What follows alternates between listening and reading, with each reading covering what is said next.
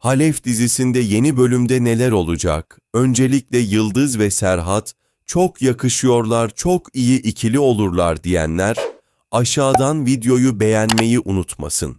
Halef dizisinde yeni bölümde Serhat'ın Yıldız'ı konaktan göndermemeye karar vermesiyle başlayan gerginlik, Melek'le olan bağını daha da derin bir yaraya dönüştürürken, ilişkileri tam bir çıkmaza sürüklenir ve bu durum her ikisini de duygusal bir fırtınanın ortasında bırakır. Çünkü Melek'in içindeki kırgınlık artık bastırılamaz hale gelirken, Serhat'ın ailesel baskılar altında aldığı bu karar, onun cerrah kimliğinden uzaklaşmasını hızlandırır ve Urfa'nın geleneksel yapısı içinde sıkışıp kalmasına neden olur.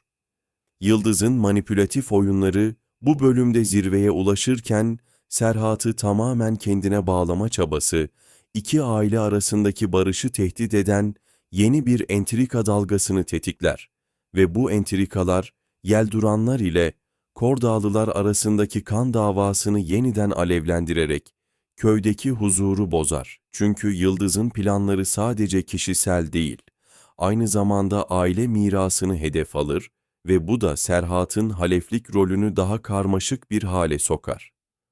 Aşır'dan alınan intikamın ardından Ziyan Ağa'nın sessiz kalmayacağı belli olurken ortalık yeniden karışır ve bu karışıklık Serhat'ı abisi Akif'le daha sert bir yüzleşmeye iter.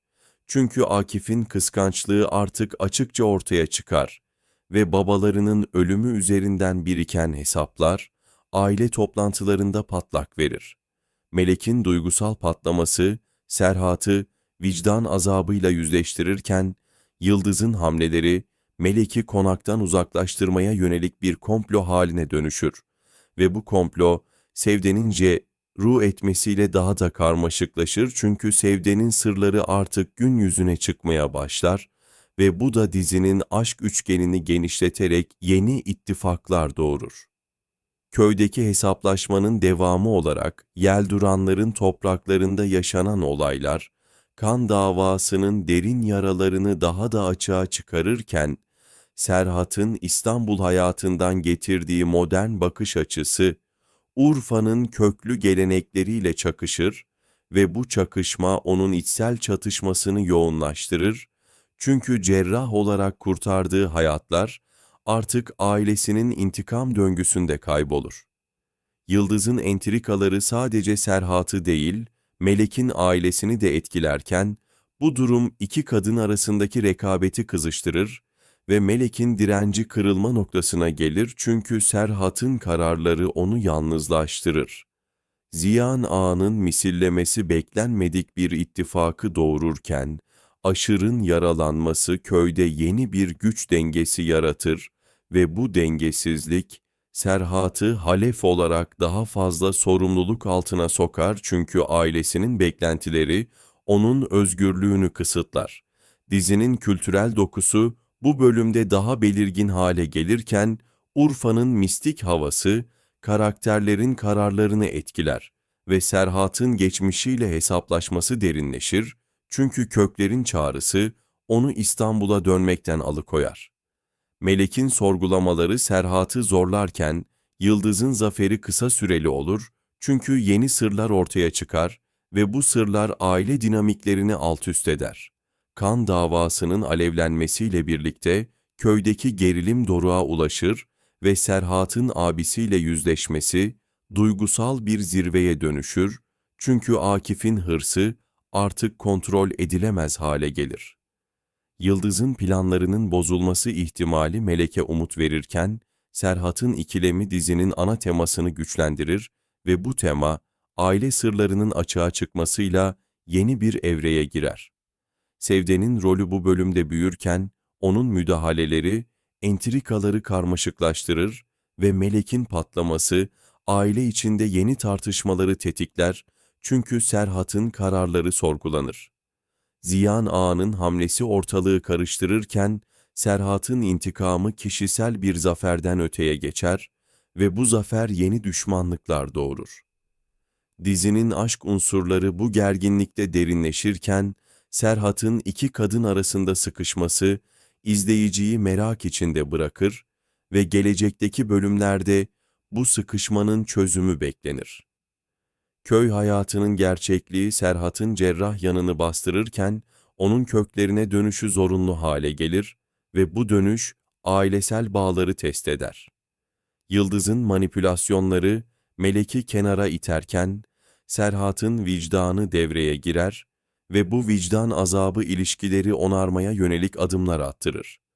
Aşır'ın olayı Ziyan Ağa'yı harekete geçirirken köydeki güç mücadelesi yoğunlaşır ve Serhat'ın halefliği bu mücadelede kilit rol oynar.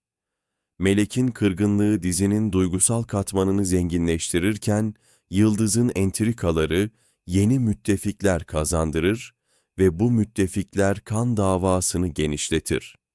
Serhat'ın iç çatışması bölüm boyunca belirgindir ve bu çatışma Urfa'nın gelenekleriyle modern hayat arasındaki uyumsuzluğu vurgular. Aile toplantılarındaki patlamalar gerilimi artırırken Serhat'ın kararları geleceği şekillendirir ve bu şekillendirme izleyiciyi sonraki gelişmelere hazırlar.